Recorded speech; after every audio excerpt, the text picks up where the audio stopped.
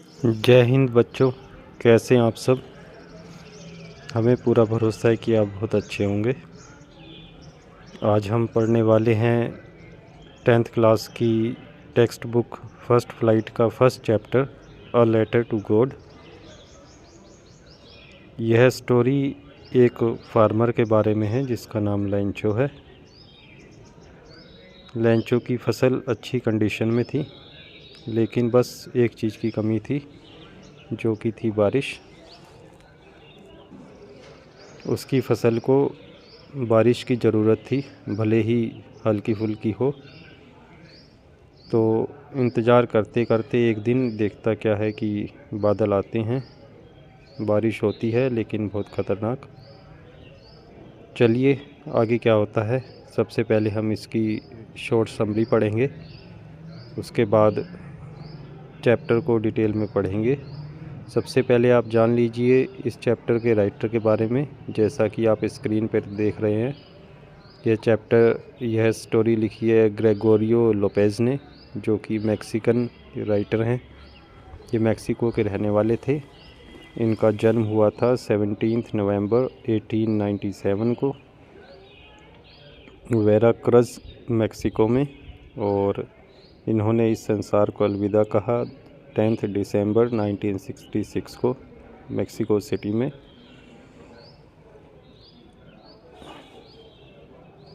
आगे बढ़ते हैं, हम पढ़ते हैं इस चैप्टर की समरी हिंदी में।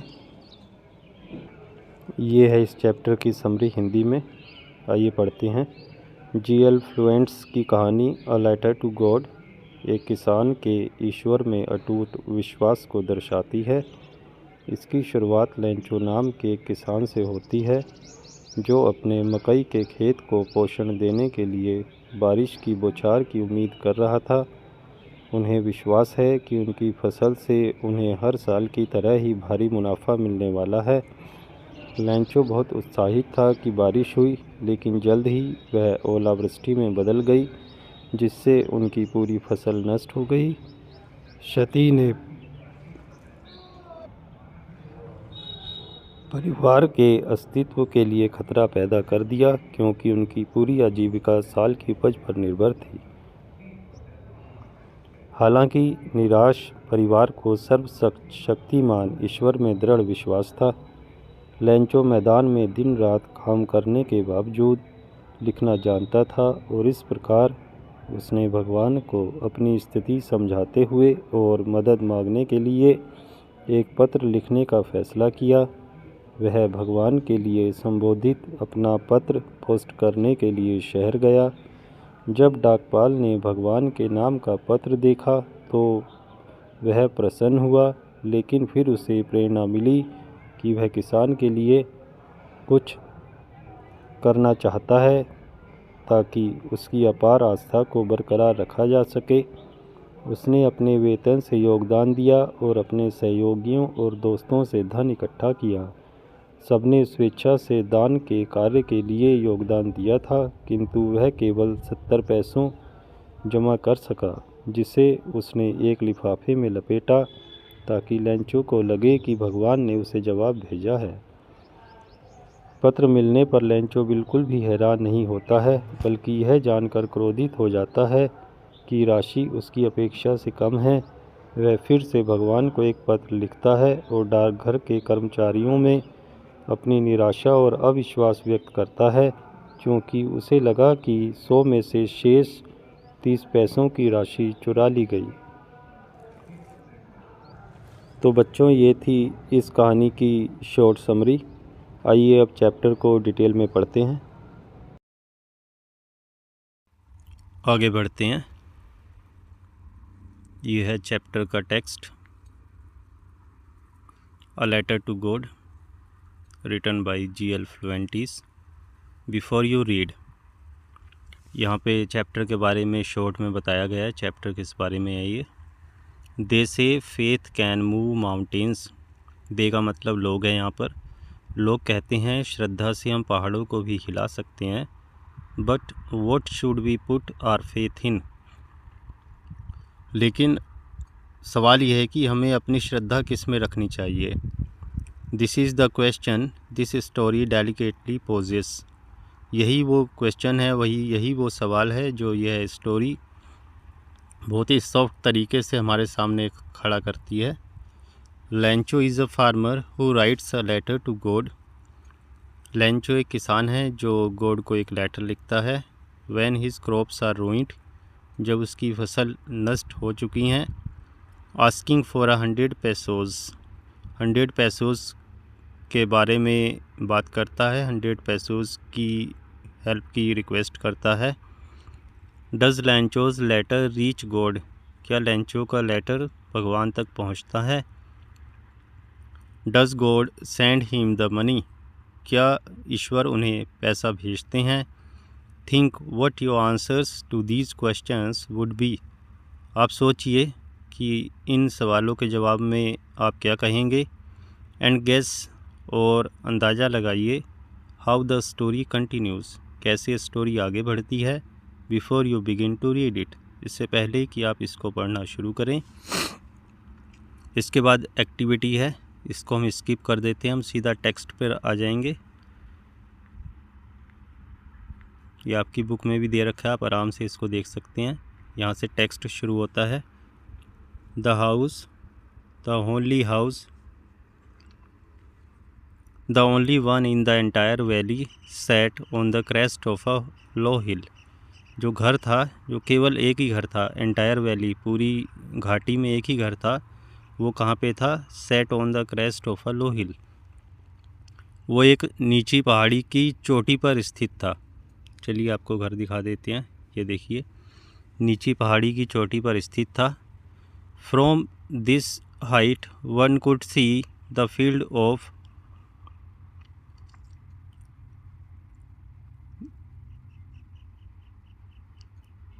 river and the field of ripe corn dotted with the flowers that always promised a good harvest.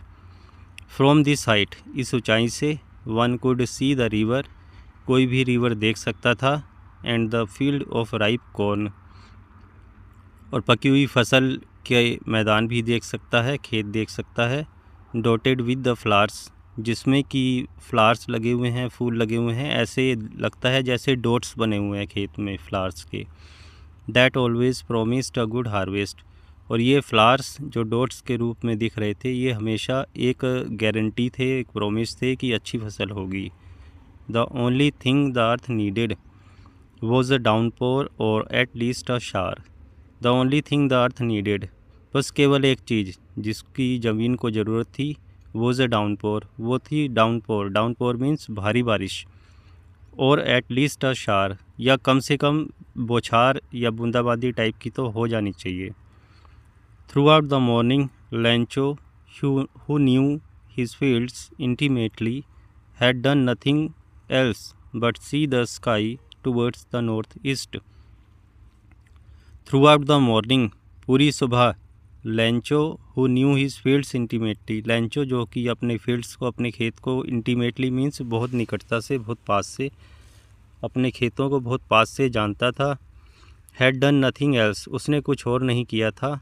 But see the sky towards the north east, लेकिन एक काम उसने किया कि नॉर्थ ईस्ट की साइड में जो स्काई है उसको ही देखता रहा। वो क्यों देखता रहा? क्योंकि उसे पूरी उम्मीद थी, और वो ऐसा गॉड से कह भी रहा था, गॉड से प्रार्थना कर रहा था कि बारिश हो जाए ताकि उसकी फसल अच्छी हो जाए। क्रेस्ट, क्रेस्ट का मतलब टॉप ऑफ अ हिल। हिल की स्पेलिंग में यहाँ थोड़ी सी मिस प्रिंटिंग है। तो जो छोटी हिल का मतलब छोटी पहाड़ी, छोटी पहाड़ी की चोटी पर स्थित था वो घर, क्रेस्ट कहते हैं उसको। Now we are really going to get some water. Woman, woman कौन है यहाँ पर? उसकी वाइफ है। तो उसने अपनी वाइफ से कहा कि अब हम वास्तव में कुछ पानी पाने जा रहे हैं। यानी कि उसे आकाश में बादल दिखाई दिए, जिससे कि उसे उम्मीद हुई, जैसे कि आप पिक्चर में देख सकते हैं बादल दिख रहे हैं, तो उसे पूरी उम्मीद थी कि बारिश होगी और उनकी फसल बहुत अच्छी होगी।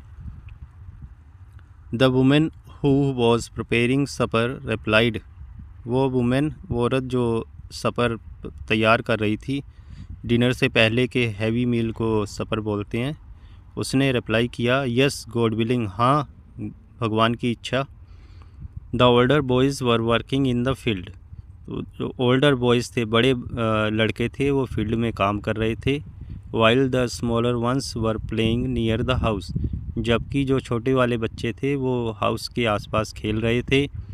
Until the woman called to them all. जब तक कि उस वुमेन ने उन सबको बुलाया नहीं और उसने कहा, कम फॉर डिनर, आ जाओ डिनर रेडी है।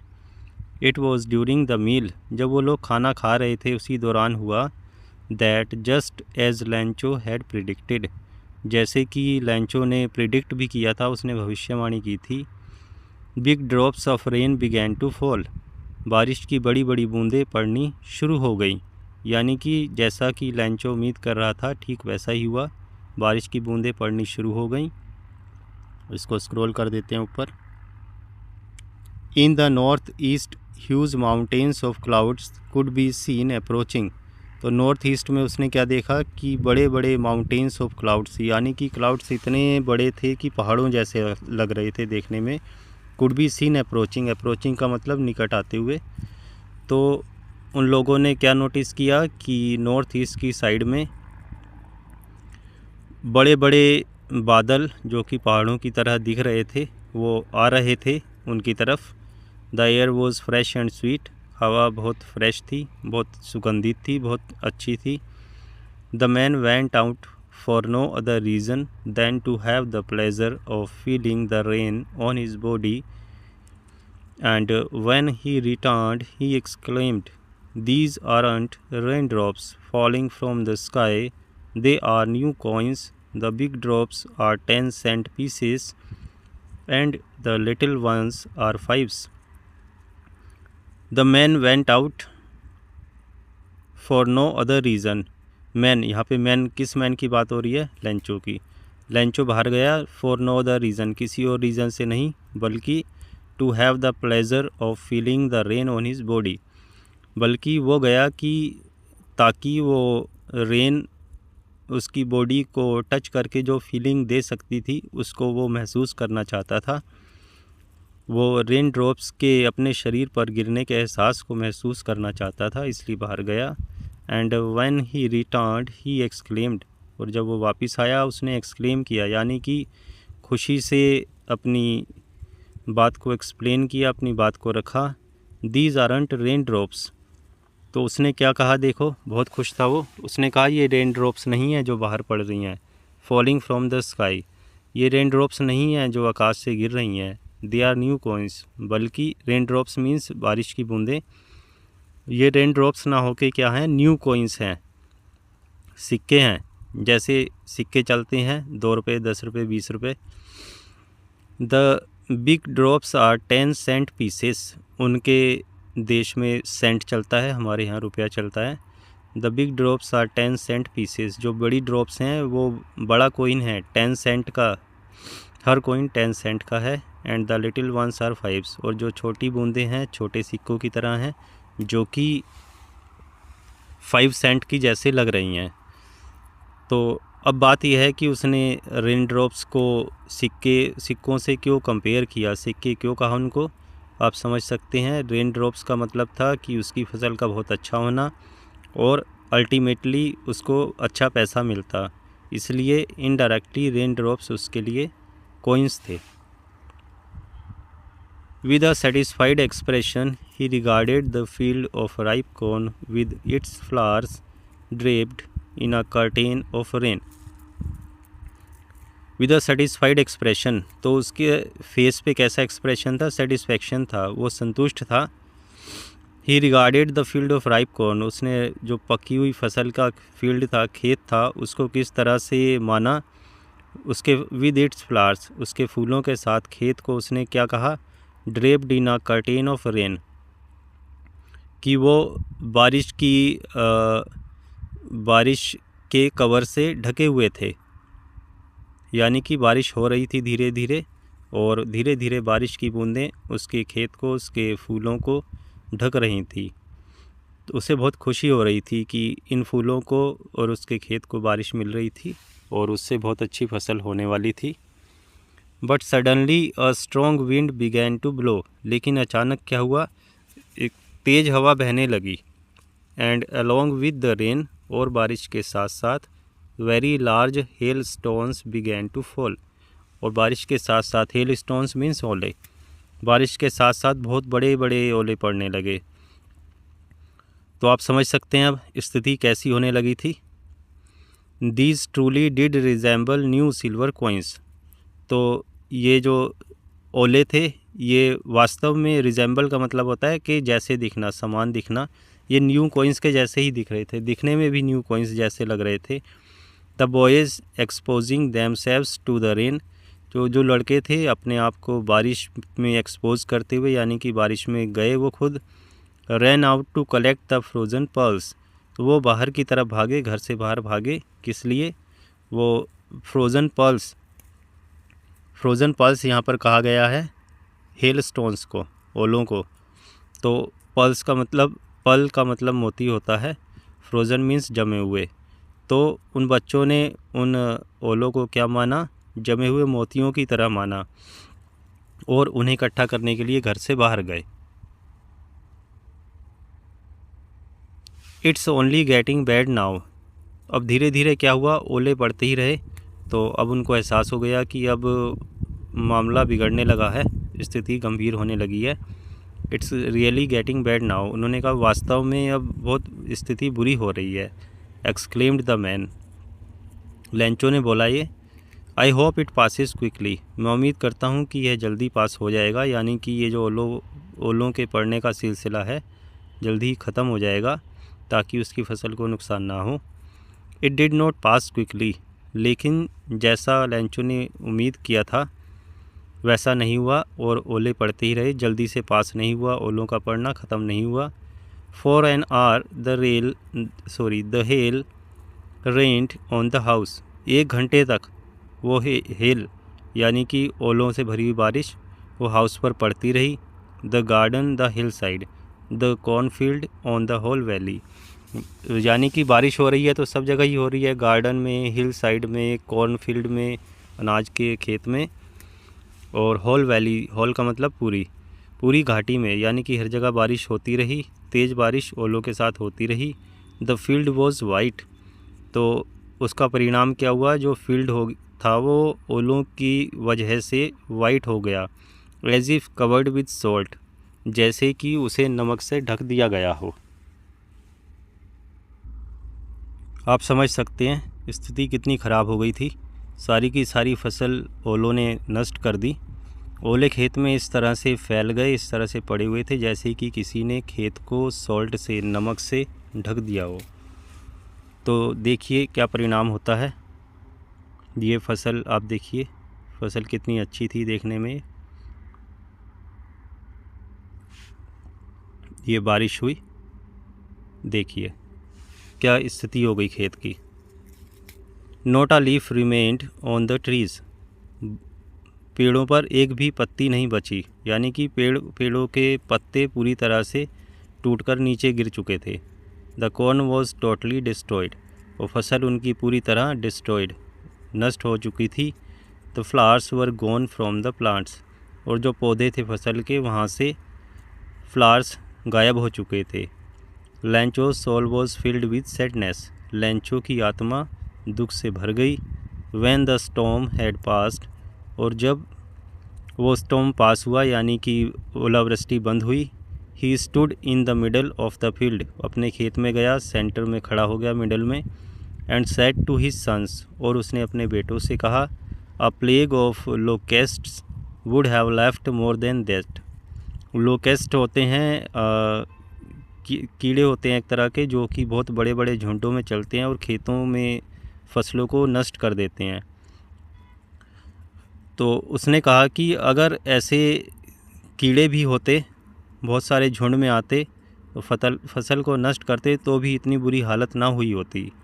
The hell has left nothing, आंधी ने कुछ भी नहीं छोड़ा है, सब कुछ बर्बाद कर दिया है। This year we will have no corn, इस साल हमारे पास कोई कॉर्न नहीं होगी, कोई फसल नहीं होगी, यानी कि फसल पूरी तरह बर्बाद हो चुकी है। That night was a sorrowful one, तो वो रात उनके लिए बहुत दुख भरी रात थी। All our work for nothing, तो उसने कहा हमारा सारा काम, जो मेहनत हमने की, फॉर नथिंग, वो क्या बन गई, नथिंग हो गई, यानी कि ज़ीरो हो गए। सारे एफ़र्ट्स, सारी कोशिशें उनकी बेकार हो गई। There's no one who can help us, कोई भी नहीं है जो हमारी मदद कर सकता है। We'll all go hungry this year, इस साल हम पूरी तरह से भूखे जाएंगे, भूखे रहेंगे, यानी कि इस साल हमें खाने को कुछ नहीं मिलने वाला। फसल तो पूरी नष्ट हो चुकी है, तो अब क्या करेंगे पूरे साल? फसल बेच के ही तो पैसे आते, उससे ही उनका घर चलता, जीवन यापन चलता। अब फसल तो पूरी तरह नष्ट हो गई। Locust insects which fly in big swarms groups and destroy crops, तो लोकेस्ट वो होते हैं जो कीड़े टाइप के होते हैं, टिड्डा बोलते हैं इसको। ये बड़े बड़े ग्रुप्स में चलते हैं और फसलें नष्ट कर देते हैं, खेत को पूरी तरह से बर्बाद कर देते हैं ये लोग। देखिए यहाँ पर कुछ क्वेश्चंस हैं। ओरल कॉम्प्रिहेंशन चेक, आपने कितना समझा चैप्टर को पढ़ के। हम इस वीडियो के लास्ट में इस चैप्टर के क्वेश्चन आंसर्स भी डिस्कस करेंगे। फ़िलहाल हम शॉर्ट में देखते हैं इनके आंसर्स क्या हैं। व्हाट डिड लैंचो होप फॉर, लैंचो किस चीज़ की उम्मीद करता था? आप जानते हैं लैंचो को किस चीज़ की उम्मीद थी? बारिश की, कम से कम हल्की फुल्की बारिश हो जाए, काफ़ी है। Second question, why did Lencho say the rain drops were like new coins, Lencho ने क्यों बोला कि जो रेन ड्रॉप्स थी वो न्यू कॉइन्स की तरह थी? आप समझ गए होंगे, रेन ड्रॉप से उसको अच्छी फसल मिलने वाली थी, और अच्छी फसल का मतलब अच्छा पैसा, इसलिए रेन ड्रॉप्स न्यू कॉइन्स की तरह थे। How did the rain change, rain कैसे चेंज हुई? व्हाट हैपेंड टू लैंचोज फील्ड्स, और लैंचो के खेतों को क्या हुआ? उस रेन के चेंज होने से खेतों पर क्या असर पड़ा? आप जानते हैं क्या चेंज हुआ। शुरुआत में तो अच्छी बारिश हो रही थी, वो सब लोग खुश थे, लेकिन धीरे धीरे बहुत बड़े बड़े ओले पड़ने लगे और इन ओलों ने खेत को पूरी तरह नष्ट कर दिया। लैंचो के खेत पूरी तरह बर्बाद हो चुके थे। ये इस तरह से हो चुके थे जैसा आप इमेज में देख सकते हैं, जैसे कि किसी ने नमक से ढक दिया हो। What were Lencho's feelings when the hail stopped, Lencho की फीलिंग्स क्या थी जब हेल रुकी, ओलावृष्टि रुकी, बारिश रुकी, तो उसकी क्या फीलिंग्स थी? बहुत नेचुरल है, किसी की भी फीलिंग्स क्या होंगी? बहुत दुखी होगा, बहुत उदास होगा। फसल पूरी तरह नष्ट हो गई। किसान के लिए तो फसल ही सब कुछ होती है, वही उसकी कमाई का जरिया होता है, उसी से ही उसका घर चलता है। अब वही पूरी तरह नष्ट हो गई तो क्या होगा उसका। चलिए आगे पढ़ते हैं। But in the hearts of all who lived in that solitary house in the middle of the valley there was a single hope, help from God. But in the hearts of all, लेकिन सभी लोगों के दिलों में, who lived in that solitary house, solitary means अकेला, जो उस अकेले घर में, आपको पता है कि वो उस क्रेस्ट पे अकेला ही घर था, तो in the middle of the valley, valley के घाटी के बीच में वो हिल था, हिल की चोटी पर घर था। तो उस घर में रहने वाले जितने भी लोग थे उनके सब के दिलों में क्या था? सेम चीज़ चल रही थी। There was a single hope, सबके दिल में एक ही सिंगल होप थी। क्या थी वो? हेल्प फ्रॉम गॉड, भगवान से मदद की उम्मीद। तो उन्हें उन सबको दिल में एक ही बात अच्छी लगती थी, या दिल में उनके सबके एक ही बात थी, एक उम्मीद थी कि उन्हें भगवान मदद करेगा। डोंट बी सो अपसेट, इतने अपसेट मत हो। इवन दो मीन्स हालांकि, this seems like a total loss, यह लॉस टोटल लॉस की तरह लगता है, दिखता है। Remember no one dies of hunger, याद रखो कोई भी भूख से नहीं मरता है, यानी कि जिस ईश्वर ने हमें पैदा किया है वो ही हमें हमारे जीवन जीने का जरिया देंगे। दैट्स व्हाट दे से, ये है जो दे का मतलब यहाँ पर लोग है, जो लोग कहते हैं, यानी कि लोगों का कहना है कि ईश्वर सबको देखता है, सबकी मदद करता है। No one dies of hunger, कोई भी भूख से नहीं मरता है, ईश्वर सबको खाना देते हैं। स्क्रॉल कर देते हैं। All through the night Lencho thought only of his one hope. सारी रात लेंचो ने एक ही चीज़ के बारे में सोचा, वो था उसकी उम्मीद, केवल एक उम्मीद, द हेल्प ऑफ गॉड, भगवान से उम्मीद, ईश्वर से उम्मीद। Whose help as he had been instructed see everything even what is deep in one's conscience.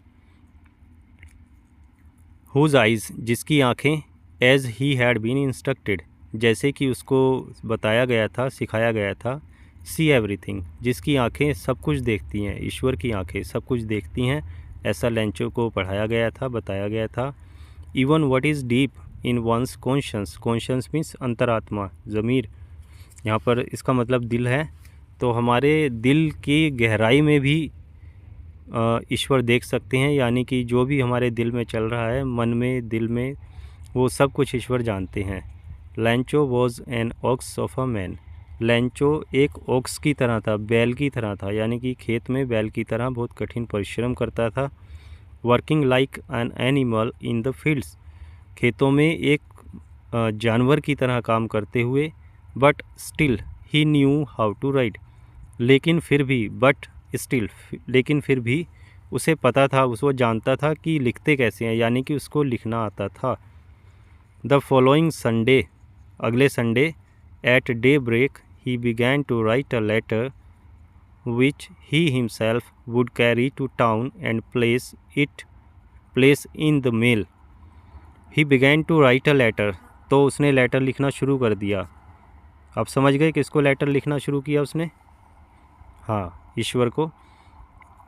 Which he himself would carry to town, जो वो खुद टाउन पे कैरी करेगा, टाउन में यानी कि शहर में लेके जाएगा। And place in the mail, और मेल का मतलब लेटर बॉक्स है, और लेटर बॉक्स में डाल के आएगा। It was nothing less than a letter to God, वो एक लेटर टू गॉड से कुछ कम नहीं था, यानी कि वो जो लिख रहा था वो लेटर टू गॉड था। तो क्या लगता है आपको, वो लेटर गॉड तक पहुँचेगा? गॉड उसकी मदद करेंगे? कॉन्शियस, उसका मीनिंग दिया हुआ है, आपको पहले ही बताया जा चुका है। गॉड ही रोट, उसने लेटर में देखिए क्या लिखा, उसने लिखा, God if you don't help me my family and I will go hungry this year. If you don't help me, अगर आप मेरी मदद नहीं करते हो, my family and I will go hungry this year, तो मैं और मेरा परिवार इस साल भूखे ही रहेंगे। I need 100 pesos in order to sow my field again, मुझे 100 pesos की ज़रूरत है, हम पैसे बोलते हैं, वहाँ पैसों चलते हैं। In order to sow my field again, किस लिए चाहिए? द्वारा मेरे खेत में फसल बोने के लिए। And to live until the crop comes, और जब तक कि अगली फसल तैयार ना हो जाए तब तक रहने के लिए, यानी कि खर्चा पानी चलाने के लिए। बिकॉज द हेल स्टॉर्म, क्योंकि आंधी ने, तूफान ने, आगे डैश डैश डैश बने हैं, यानी कि आगे क्या लिखा होगा उसने हम सब समझ सकते हैं, इसलिए यहाँ पर मेंशन नहीं किया गया है। He wrote to God on the envelope, उसने लिखा टू गॉड, यानी कि लेटर के ऊपर जो एड्रेस लिखा जाता है किसको जाएगा, वो उसने लिखा टू गॉड। लेटर किसको एड्रेस्ड था? गॉड को। ऑन द एनवलप, लिफाफे के ऊपर। Put the letter inside it, और उस लिफाफे के अंदर लेटर रखा उसने। स्टिल ट्रबल्ड, अभी भी ट्रबल्ड था वो, यानी कि अभी भी परेशान था। वेंट टू टाउन, और टाउन चला गया। At the post office, post office में, he placed a stamp on the letter and dropped it into the mail box. He placed a stamp on the letter, उसने letter पर एक stamp लगाई, ये लगानी पड़ती है लेटर को भेजने के लिए, स्टैम्प लगती है, और उसने मेल बॉक्स में ड्रॉप कर दिया। देखो पैसों के बारे में बताया गया है। Currency of several Latin American countries, America के एरिया में लैटिन कंट्रीज़ हैं, उनकी करेंसी है पेसोस। अब लेटर उसने मेल बॉक्स में डाल दिया, वहाँ से पोस्ट ऑफिस के एम्प्लॉयज़ ने लेटर निकालते हैं, फिर वो आगे फॉरवर्ड करते हैं उसको। One of the employees who was a postman and also helped at the post office, went to his boss laughing heartily and showed him the letter to God. तो क्या हुआ, उसने ड्रॉप कर दिया लेटर और वो लेटर निकाला उन्होंने, तो उसमें लेटर लिखा हो, एड्रेस क्या लिखा हुआ था, टू गॉड। हालांकि वो पोस्ट ऑफिस स्टाफ वाले किसी का लेटर ऐसे खोलते नहीं हैं, लेकिन उसमें जो एड्रेस लिखा था टू गॉड, उसे देख के पोस्टमैन लोअर रैंक का एम्प्लॉई होता है पोस्ट ऑफिस में, और पोस्ट ऑफिस में सबसे हाई रैंक पर जो ऑफिसर होता है उसको पोस्ट मास्टर बोलते हैं। तो वहाँ के एक एम्प्लॉई ने हु वॉज अ पोस्टमैन, जो कि एक पोस्टमैन था, and also helped eight the post office, और पोस्ट ऑफिस में हेल्प भी करता था, यानी कि वो लेटर्स वगैरह बांटता भी था और पोस्ट ऑफिस में हेल्प भी करता था। वेंट टू हिज बॉस, वो अपने बॉस के पास गया, पोस्ट मास्टर के पास, लाफिंग हार्टिली, मतलब बहुत खुल के, बहुत तेज़ी से हंसते हुए, and showed him the letter to God, और उसने वो लेटर उसको दिखाया, यानी कि पोस्टमैन ने लेटर पोस्ट मास्टर को दिखाया। तो वो क्यों हंस रहा था, क्योंकि लेटर लिखने वाले ने ये लेटर गॉड को लिखा था। जनरली ऐसा होता नहीं है, अनयूजुअल केस था वो। Never in his career as a postman had he known that address, तो उसने अपने करियर में एक पोस्टमैन के तौर पे उसने अपने पूरे करियर में, पूरी ज़िंदगी में कभी भी ऐसा एड्रेस नहीं देखा था। The post master a fat amiable fellow, fat means जिसका वेट ज़्यादा होता है, मोटा होता है, एमिएबल बहुत फ्रेंडली होता है, फेलो मीन्स पर्सन, मैन। तो पोस्ट मास्टर जो कि थोड़ा मोटा था और बहुत फ्रेंडली पर्सन था, ऑल्सो ब्रोक आउट लाफिंग, वो भी एकदम से दहाड़ के हंसा। But almost immediately he turned serious and tapping the letter on his desk commented, लेकिन बट ऑलमोस्ट इमीडिएटली, लेकिन लगभग तुरंत ही क्या हुआ, उसका एक्सप्रेशन चेंज हो गया। ही टर्न्ड सीरियस, वो सीरियस हो गया, and tapping the letter on his desk, और लेटर को अपनी डेस्क पर, अपने टेबल पर टैप करते हुए उसने बोला, व्हाट फेथ, देखो कितनी गहरी श्रद्धा है, कितना गहरा विश्वास है। आई विश, मैं कामना करता हूँ, या काश, I had the faith of the man who wrote this letter, काश मेरे अंदर भी ईश्वर के लिए वो आस्था, वो श्रद्धा होती जो उसके लिए है, जो उस मैन में है, हु रोट दिस लेटर, जिसने यह लेटर लिखा है, कि काश मेरी भी श्रद्धा उस आदमी की तरह, लेंचो की तरह भगवान में होती। Starting up a correspondence with God, भगवान से, ईश्वर से कोरस्पोंडेंस स्टार्ट कर रहे हैं, पत्राचार, पत्र का जाना और वहाँ से जवाब आना, कोरस्पोंडेंस हुआ। तो पोस्ट मास्टर बहुत सरप्राइज्ड हुआ, लेकिन उसने दिल से उसकी रिस्पेक्ट भी की लेंचो की, कि कितनी गहरी श्रद्धा है इस इंसान में भगवान के लिए। Amiable, friendly and pleasant meaning is given. So in order not to shake the writer's faith in God, the post master came up with an idea.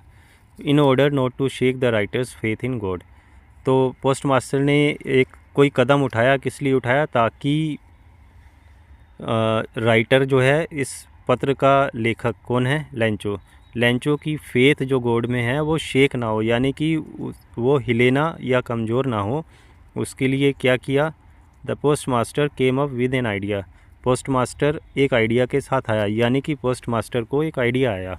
चलिए देखते हैं क्या आइडिया था। आंसर द लेटर, तो क्या आइडिया था कि इस लेटर को आंसर किया जाए, यानी कि इसका जवाब भेजा जाए। But when he opened it, लेकिन जब उसने उसे खोला, इट वॉज एविडेंट, यह स्पष्ट था, that to answer it he needed something more than goodwill, ink and paper, कि उसको आंसर करने के लिए उसको ही नीडेड समथिंग, उसे ज़रूरत थी कुछ चीज़ की, more than goodwill, ink and paper, जो कि गुडविल यानी कि अच्छा करने की इच्छा, इंक और पेपर, इनके अलावा भी किसी चीज़ की ज़रूरत थी उसका जवाब देने के लिए। किस चीज़ की ज़रूरत थी बताओ? हाँ, पैसों की। But he stuck to his resolution, लेकिन वो अपने रेजोल्यूशन यानी कि संकल्प से चिपका रहा, यानी कि उसने अपना संकल्प नहीं छोड़ा। He asked for money from his employees, उसने पैसा मांगा अपने एम्प्लॉइज़ से। He himself gave part of his salary, उसने खुद भी अपनी सैलरी का एक पार्ट दिया। And several friends of his were obliged to give something for an act of charity, और उसके उसके काफ़ी दोस्तों ने भी पैसा दिया, ओब्लाइज्ड थे यानी कि बहुत खुश थे कि उनको एक चैरिटी करने का, अच्छा काम करने का एक मौका मिला। उसी बहाने उन्होंने मनुष्यता के नाते कुछ किया। It was impossible for him to gather together the 100 pesos, इतने सारे प्रयास करने के बावजूद भी उसके लिए इम्पॉसिबल था कि वो 100 पैसोज़ इकट्ठा कर ले। So he was able to send the farmer only a little more than half, इसलिए वो he was able to send the farmer, वो फार्मर को भेज पाया only a little more than half, बस हाफ से थोड़ा सा ज़्यादा, यानी कि पूरे 100 पैसोज़ अरेंज नहीं कर पाया। He put the money in an envelope, उसने पैसे को एक एनवलप में रखा, एक लिफाफे में रखा। एड्रेस्ड टू लेंचो, जो कि लेंचो को एड्रेस किया गया था। And with it a letter, और उसके साथ एक लेटर रखा।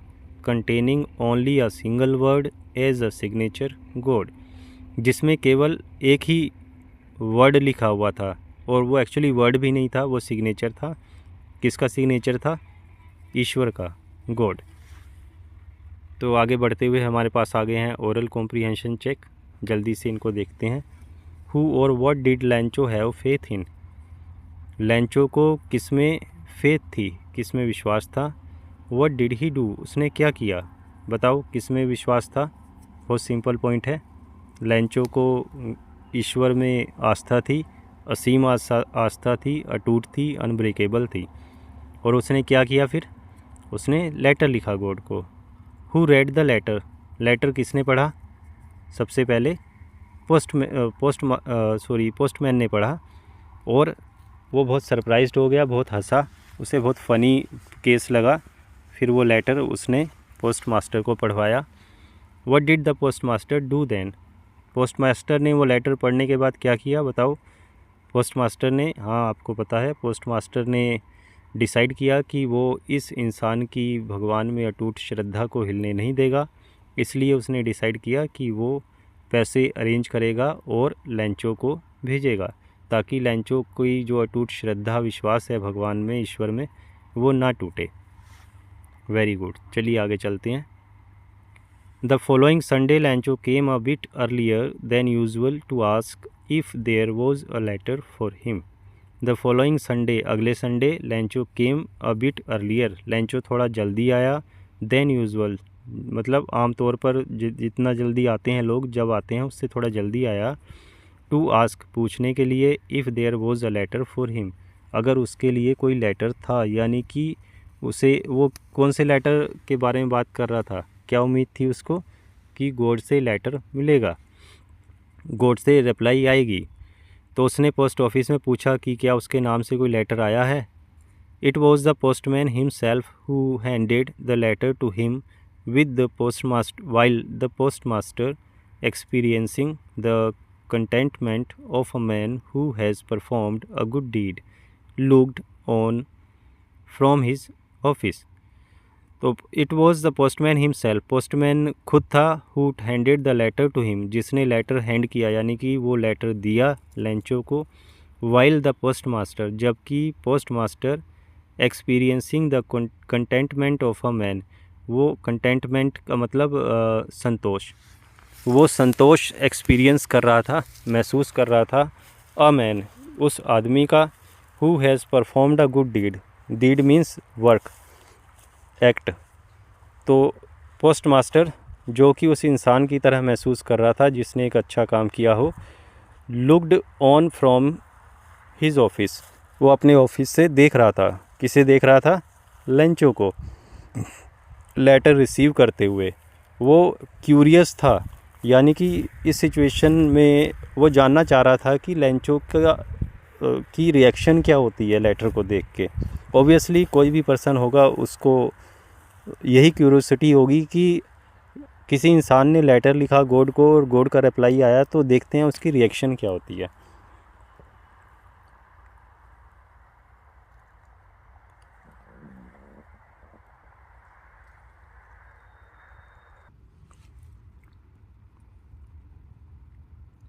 लैंचो showed not the slightest surprise on seeing the money.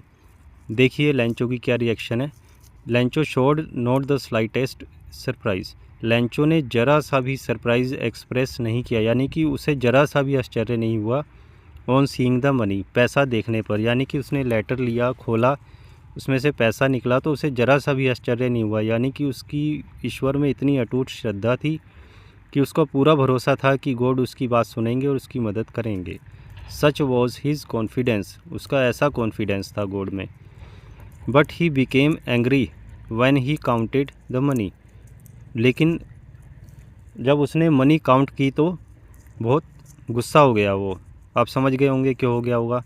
उसने मांगे थे 100 पैसोज़ और मिले उसको 70 पैसोज़। लेकिन पॉइंट यह है कि वो सोचता क्या है अब। God could not have made a mistake, भगवान कोई मिस्टेक नहीं कर सकता था। नॉर कुड ही हैव डेनाइड लैंचो, ना ही वो डेनाई कर सकता था, यानी कि मना कर सकते थे। ईश्वर ना तो मना करते और ना ही मिस्टेक करते। व्हाट ही हैड रिक्वेस्टेड, जो उसने रिक्वेस्ट की थी, जो उसने गॉड से रिक्वेस्ट की थी, उसके लिए उसे भरोसा था कि गॉड ना तो मना करेंगे और ना ही गॉड ने मिस्टेक की होगी। तो पैसा कहाँ गया फिर वो, आइए देखते हैं। Immediately Lencho went up to the window. 1 minute scroll कर लेते हैं इसको।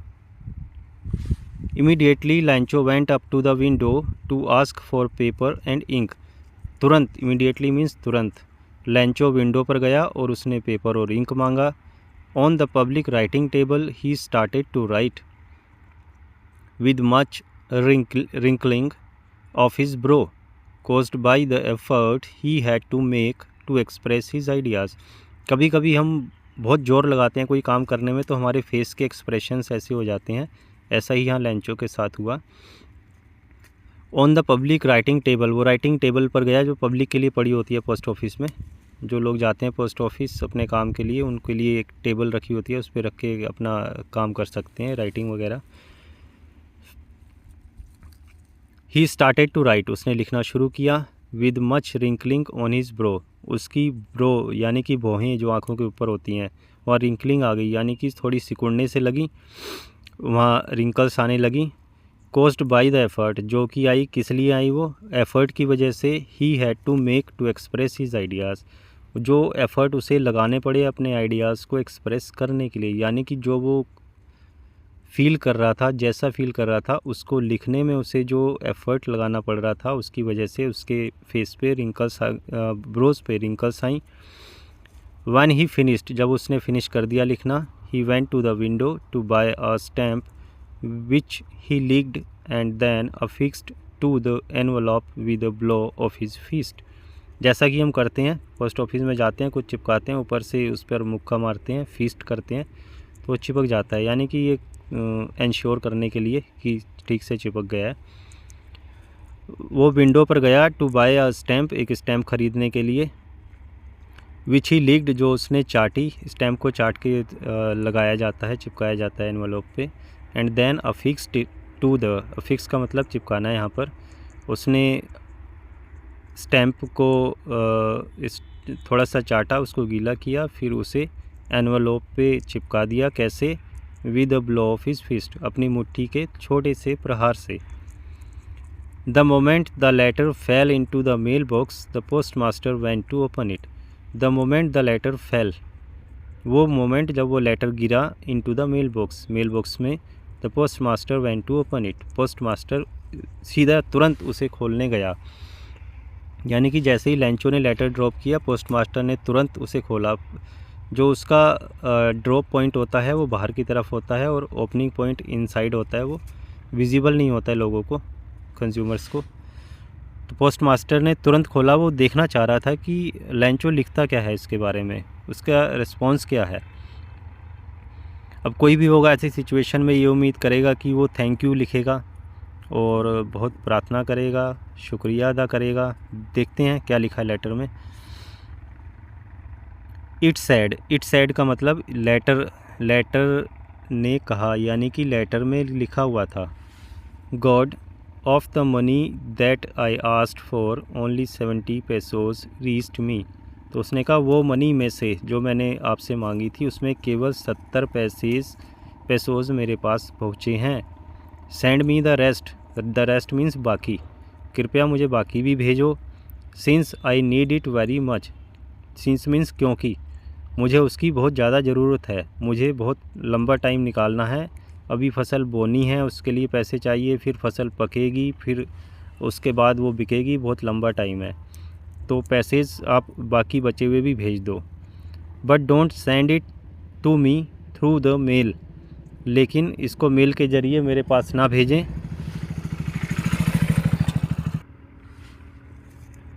Because the post office employees are a bunch of crooks.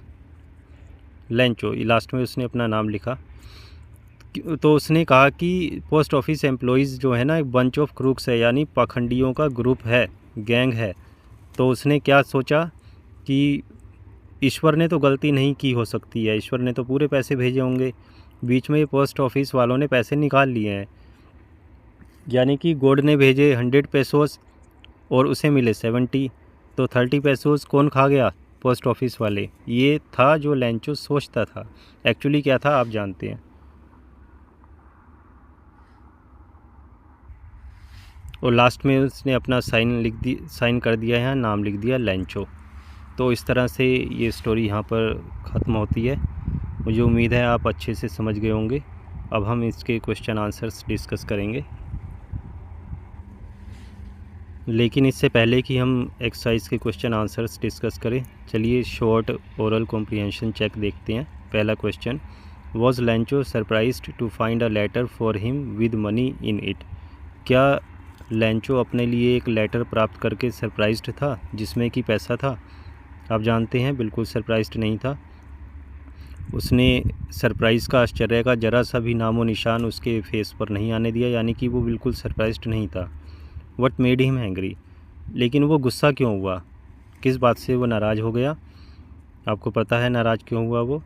उसने गॉड से 100 पैसोज़ की हेल्प के लिए कहा था, लेकिन उसको मिले 70 पैसोज़, और उसके अकॉर्डिंग बाकी के 30 पैसोज़ पोस्ट ऑफिस स्टाफ ने बीच में गायब कर दिए, यानी कि वो एक पोस्ट ऑफिस एम्प्लॉयज़ क्या थे? एक बंच ऑफ क्रूक्स थे, पाखंडियों का ग्रुप था वो। चलिए अब इसके क्वेश्चन आंसर्स डिस्कस कर लेते हैं जल्दी से। स्क्रीन को 2 पार्ट्स में डिवाइड किया गया है, जैसा कि आप देख सकते हैं। स्क्रीन के ऊपर वाले हिस्से में क्वेश्चंस हैं, उसके नीचे वाले हिस्से में आंसर्स हैं। थिंकिंग अबाउट द टेक्स्ट, पहला क्वेश्चन पढ़ते हैं। Who does Lencho have complete faith in. Lencho की किस में पूरी तरह से फेथ है, यानी कि किस में पूरा विश्वास है, अटूट विश्वास है। Which sentences in the story tell you this. Story में कौन से सेंटेंसेस हैं जो आपको ये बताते हैं। चलिए पहला आंसर देखते हैं, नीचे के पार्ट में देखिए स्क्रीन में। Answer number 1, Lencho had complete faith in God. Lencho की गॉड में कंप्लीट फेथ थी। The sentences in the story that show this are as follows. Story में जो सेंटेंसेस इस बात को प्रूव करते हैं, जो ऐसा दिखाते हैं, वो आगे दिए हुए हैं। पहला, but in the hearts of all who lived in that solitary house. ये टेक्स्ट में से लाइन्स ली गई हैं, 1st, 2nd, 3rd, 4th, 5th, 6th, 7th, जितनी भी हैं ये आप जानते हैं, आप ऑलरेडी पढ़ चुके हैं, आपको पता होगा। तो हम ज़्यादा टाइम ना लेते हुए अगले क्वेश्चन पे आ जाते हैं। Answer number 2, why does the post master send money to Lencho. Postmaster Lencho को मनी क्यों भेजता है? आप जानते हैं क्यों भेजता है। सिर्फ यहाँ पर हमने ये समझना है कि आंसर्स को लिखना कैसे है। Why does he sign the letter God, वो लेटर को गॉड की तरह साइन क्यों करता है। आंसर देखिए, postmaster was moved by Lencho's complete faith in the God. The गलत लिखा है यहाँ पर, गलत द नहीं होना चाहिए। पोस्ट मास्टर लेंचो की जो कंप्लीट फेथ थी गॉड में, अटूट विश्वास था, श्रद्धा थी, उससे बहुत प्रभावित हुआ। So he decided to send money to Lencho, इसलिए उसने लेंचो को मनी भेजने का डिसाइड किया, निश्चय किया। मोर ओवर, इससे भी बढ़कर, the post master did not want to shake Lencho's faith in God. Postmaster Lencho की जो अटूट श्रद्धा थी भगवान में उसको शेक नहीं करना चाहता था, यानी कि उसको नुकसान नहीं पहुंचाना चाहता था। वो चाहता था कि लेंचो की भगवान में जो अटूट श्रद्धा है, विश्वास है, वो बना रहे। So he signed the letter God, इसलिए उसने लेटर को भी गॉड की तरह साइन किया ताकि लेंचो को लगे कि लेटर गॉड ने भेजा है। It was a good ploy to convey a message that God had himself written the letter. Ploy यानी कि एक तरह का ये अच्छा साइन था, एक तरीका था ये कन्वे करने के लिए, मैसेज कन्वे करने के लिए, यानी कि संदेश देने के लिए लेंचो को कि जो लेटर था वो गॉड ने खुद लिखा था। इस बात को साबित करने के लिए पोस्ट मास्टर ने लेटर को गॉड की तरह साइन किया।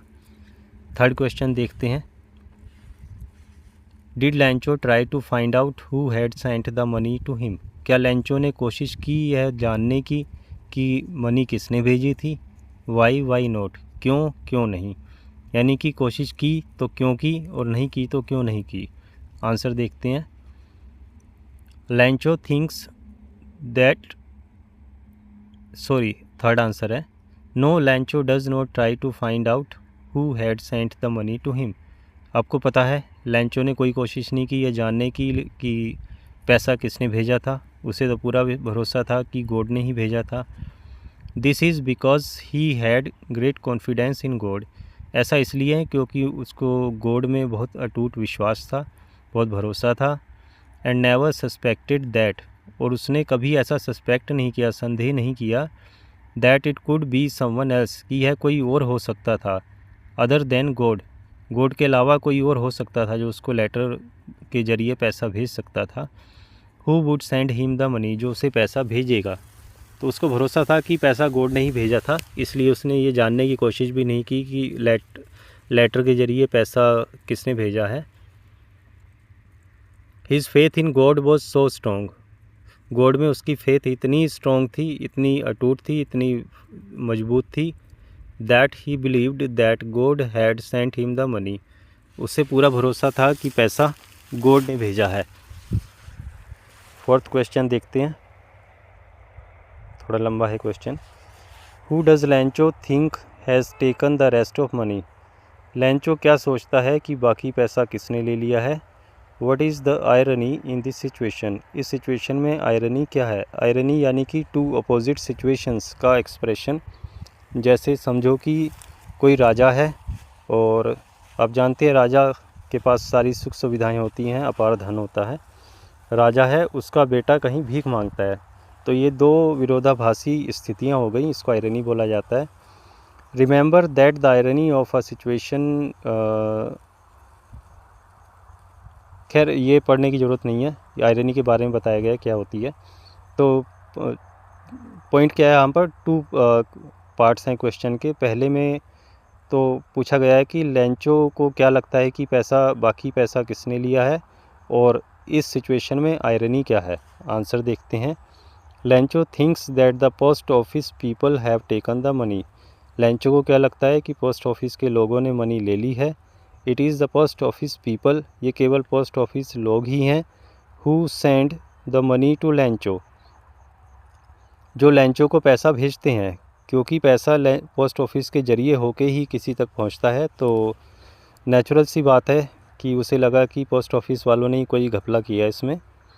But on the other hand, लेकिन वहीं दूसरी ओर, Lencho thinks they have stolen his money, Lencho को लगता है कि पोस्ट ऑफिस वालों ने पैसा चुरा लिया है, और जबकि रियलिटी क्या है कि पोस्ट ऑफिस वालों ने खुद पैसा इकट्ठा करके उसकी मदद की थी। ही कॉल्स देम क्रुक्स, वो उन्हें क्रुक्स बोलता है, पाखंडी बोलता है, बेईमान बोलता है। Thus there is an element of irony in this situation, तो ये है एलिमेंट आयरनी का। आयरनी क्या है, पोस्ट ऑफिस स्टाफ ने बहुत अच्छा काम किया, भलाई का काम किया, और बदले में उन्हें क्या मिला, इल्ज़ाम मिला, एलिगेशन मिला बेईमानी का, करप्शन का। फिफ्थ क्वेश्चन देखते हैं। Are there people like Lencho in the real world, क्या लेंचो की तरह लोग होते हैं रियल वर्ल्ड में। What kind of a person would you say he is, आप क्या कहेंगे वो किस तरह का पर्सन है। You may select appropriate words from the books to answer the questions. तो आप अपने आंसर में इन वर्ड्स में से जो चाहे आप सेलेक्ट कर सकते हैं। उन्होंने बुक्स दे दिया है, इनमें से जो आपको अच्छा लगे वर्ड सेलेक्ट करो और अपना आंसर दो। आंसर देखते हैं। आंसर नंबर 5 देखिए पेज नंबर 8 पे। I don't think there can be any such people in the real world. मुझे नहीं लगता है, आपकी तरफ से एक आंसर है ये, आपका आंसर थोड़ा डिफरेंट भी हो सकता है, सैम्पल है ये। मुझे नहीं लगता है कि ऐसे लोग इस रियल वर्ल्ड में पाए जाते हैं। लेंचो इज़ लिटरेट, लेंचो पढ़ा लिखा है। And yet he doesn't know how his letter will reach God without any address. और फिर भी उसे नहीं पता कि बिना एड्रेस के उसका लेटर गॉड तक कैसे पहुंचेगा। ऑब्वियस है, अगर आप लेटर पर एड्रेस नहीं लिखेंगे तो पहुंचेगा कैसे वहाँ पे। He probably would be naive and unquestioning. शायद वो नेव है, नेव वर्ड यहाँ से लिया गया है, जो चीज़ों को ठीक से समझता नहीं है। अनक्वेश्चनिंग है, और अनक्वेश्चनिंग है यानी कि उसे लॉजिकली सोचने की स्किल शायद नहीं है उसके पास। क्वेश्चन नहीं करता है अपने आप से वो कि जो कर रहा है वो ठीक है या नहीं है। आई एम श्योर आप समझ गए होंगे। नेक्स्ट क्वेश्चन देखते हैं, लास्ट वाला। There are 2 kinds of conflict in the story. Story में 2 तरह के कॉन्फ्लिक्ट्स हैं, 2 अलग सिचुएशंस हैं, opposite situations, between humans and nature and between humans themselves. तो पहला कॉन्फ्लिक्ट यानी कि जो लड़ाई झगड़ा है, विरोधाभास है, एक दूसरे का विरोध करने की स्थिति है, 2 दिखाए गए हैं। पहला तो है ह्यूमंस और नेचर के बीच में, यानी कि हम मनुष्यों के बीच में और नेचर प्रकृति के बीच में। हम जो प्रकृति से छेड़छाड़ करते रहते हैं, पहाड़ों को नुकसान पहुंचाते हैं, जंगल काटते हैं, और भी बहुत तरीके से हम डैमेज करते हैं नेचर को। एक तो कॉन्फ्लिक्ट ये है। और दूसरा है ह्यूमन देमसेल्व्स, और लोगों में आपस में जो लड़ाई झगड़े रहते हैं। How are these conflicts illustrated. तो इलस्ट्रेटेड मीन्स एग्जाम्पल के ज़रिए समझाए गए। तो ये जो कॉन्फ्लिक्ट्स हैं ये किस तरह से समझाए गए हैं इस चैप्टर में। चलिए आंसर देखते हैं। आंसर नंबर 6 ध्यान से देखिए। The conflict between humans and nature is shown by the destruction of Lencho's crops by the hell storm. तो मनुष्य और प्रकृति की जो लड़ाई है, जो विरोधाभासी सिचुएशन है, कंडीशन है, वो कैसे दिखाई गई है। लेंचो के क्रॉप्स को जो नुकसान पहुंचाया, पूरी तरह से बर्बाद कर दिया, किसने किया? रेन ने। और रेन एक पार्ट है नेचर का, यानी कि नेचर भी अपना गुस्सा हम पर निकाल सकती है, जैसे कि लेंचो के खेतों पर निकाला। As the crops failed by hail. इस आंधी की, इस बारिश की वजह से, ओलावृष्टि की वजह से क्रॉप्स फेल हो गई, यानी कि बर्बाद हो गई। Lencho started feeling sad and gloomy after the storm appropriately projects the conflict of the nature and the man. तो इससे क्या होता है, फसल नष्ट हो गई तो लेंचो ग्लूमी फील करने लग जाता है, बहुत दुखी महसूस करने लग जाता है। जैसे कि दिखाया गया है, नेचर अप्रोप्रिएटली मीन्स उचित तरीके से। जो कॉन्फ्लिक्ट दिखाया गया है उचित तरीके से दिखाया गया है, यानी कि नेचर का गुस्सा मैन पर निकला है, कैसे? फसल बर्बाद करने के रूप में। तो ये दिखाया गया है अच्छे तरीके से। The story also shows another conflict. Story एक और कॉन्फ्लिक्ट दिखाती है बिटवीन ह्यूमंस देमसेल्व्स, जो कि लोगों की आपस में होती है conflict. The post master along with the help of the other post office employees. Post master ने बाकी अपने पोस्ट ऑफिस के एम्प्लॉयज़ की मदद से sent Lencho the money that they could manage to collect. वो लेंचो को वो पैसा भेजा जो वो मैनेज कर सकते थे कलेक्ट करने के लिए। जितना पैसा इकट्ठा कर पाए उन्होंने किया और वो पैसा भेजा। They were not related to Lencho in any manner. और वो लेंचो से किसी भी तरह से संबंधित नहीं थे, यानी कि उनका लेंचो से कोई संबंध नहीं था। लेंचो एक पूरी तरह से अनजान व्यक्ति था उनके लिए। It was an act of kindness.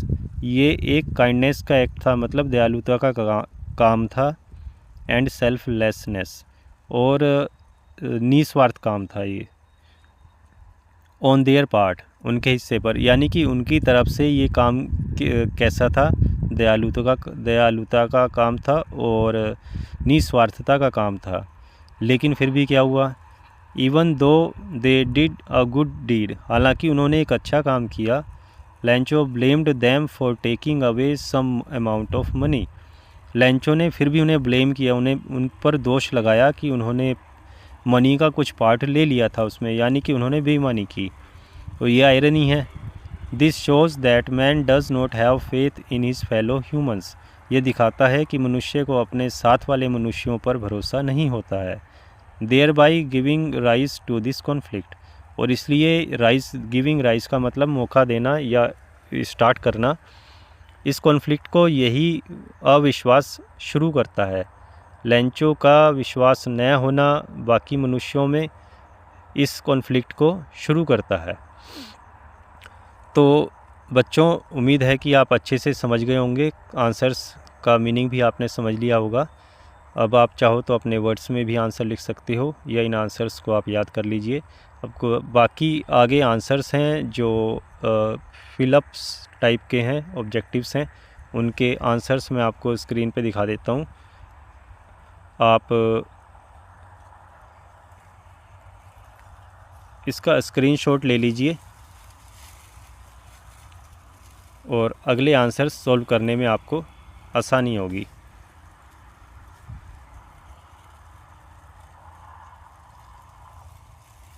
So that's all for today. Thank you very much, children. Wish you very happy learning ahead.